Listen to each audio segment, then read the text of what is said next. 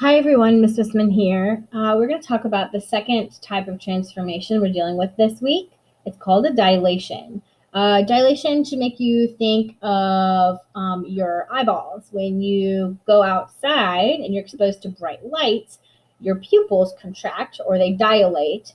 If you wear glasses, when you go to the eye doctor, a dilation is when, they put those special drops in your eyes and your pupils get really large and things like that. So dilate is something we're sort of familiar with in real life, especially when it comes to our eyes and how our pupils work. So it's very, very similar. The definition in math, a transformation that produces an image that is the same shape.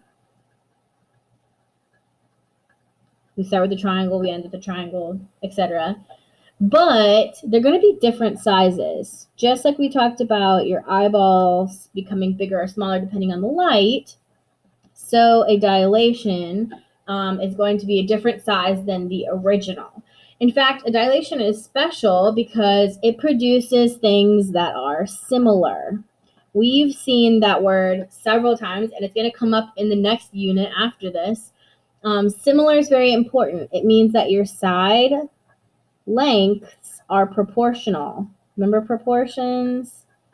They had a lot to do with fractions. So we're going to deal with some fractions and finding how much bigger and smaller things are.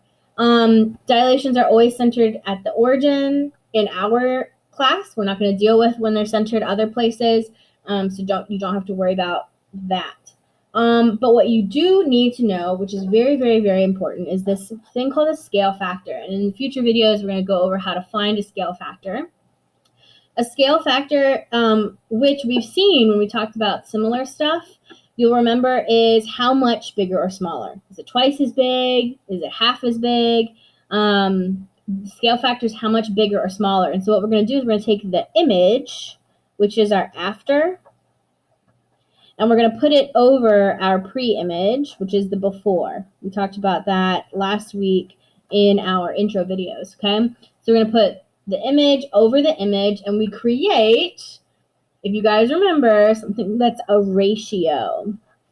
Ratio is just a fancy word for a fraction. We're relating the after picture and the before picture, okay? So finding the scale factor means we're just going to produce a fraction, okay?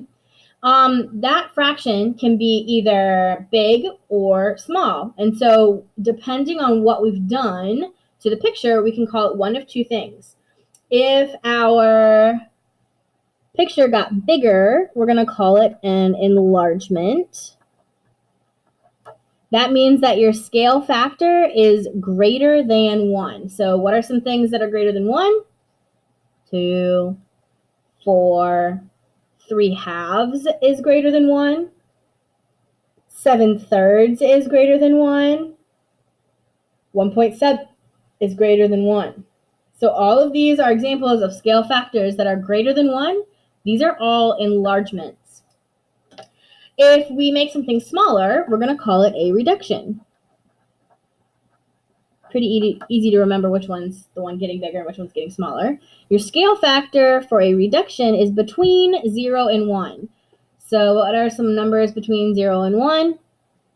1/2, 1/3, 3/4, 2/7, things like that, okay? Not necessarily all fractions, because we can have fractions that are bigger than 1, but things that are smaller than 1 are going to be a reduction. In the next slide, you're going to be asked to fill in some of the blanks that look exactly like this. This extra stuff you don't have to worry about, but make sure you fill in the blanks in the next slide.